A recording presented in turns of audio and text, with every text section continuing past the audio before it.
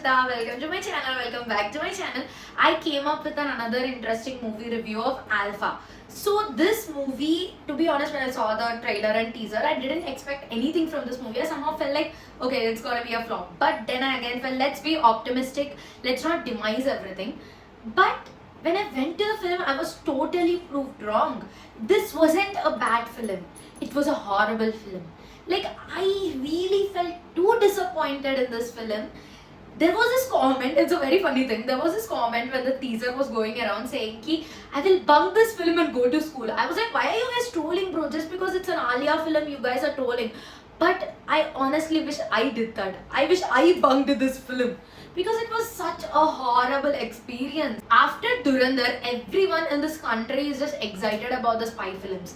Everyone wanna see that reality. But coming from a franchise of YRF film, everyone already had the expectations like, they're gonna use that foreign thing, bikini songs, overstyled action scenes, unnecessary glamour and everything. We already had that expectation on this film.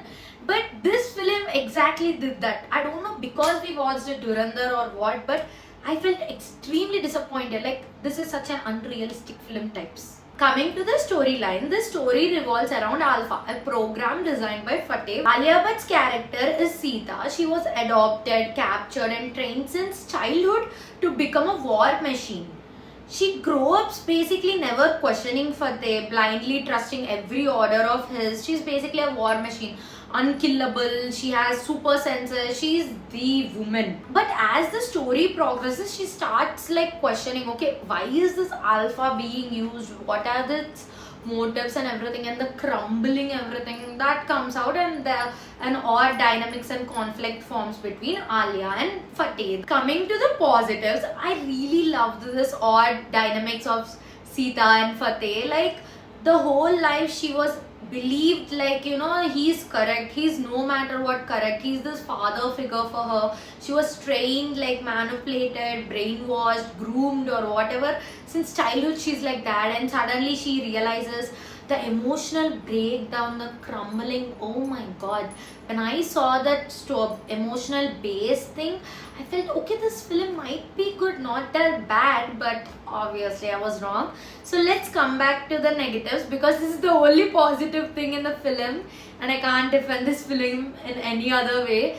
There are a lot of negatives in this film. The first and biggest negative would be this film is a copy of Black Widow. We shouldn't even say inspired at this point. It was literally taken. It was like borrowed. Many scenes, many action sequences were just copy pasted. I don't know what Bollywood people think. Do they really think like people don't see any Hollywood movies? They see only Bollywood movies? Like, what the hell, man?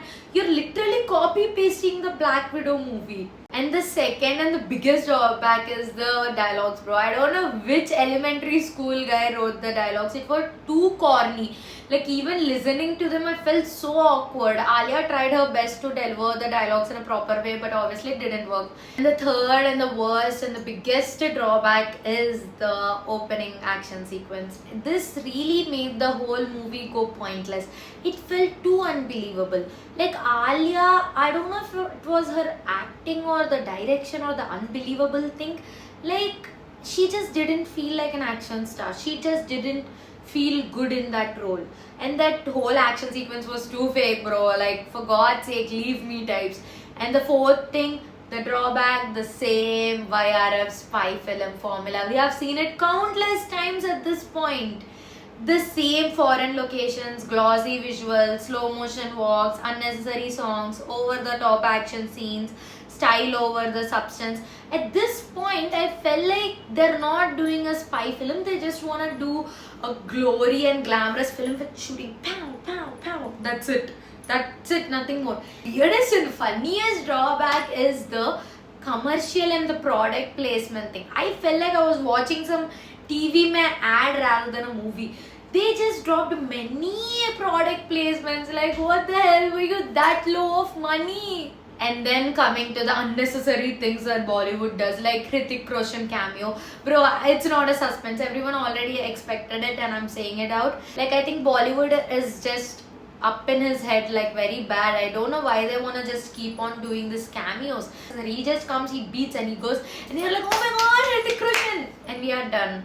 Like seriously, that was not unnecessary. And again, the Ramayan backdrop, like bro, like why? Like why? Now coming to the final verdict, this movie is a disappointment for the female lead action movie because this movie just made it like a sandwich. They had a good emotional pace, the whole identity crisis, manipulation, freedom, and everything in a compelling way. It was a good thing, but they just decided, okay, you know what, we'll just ignore this and we'll copy paste Black Widow movie.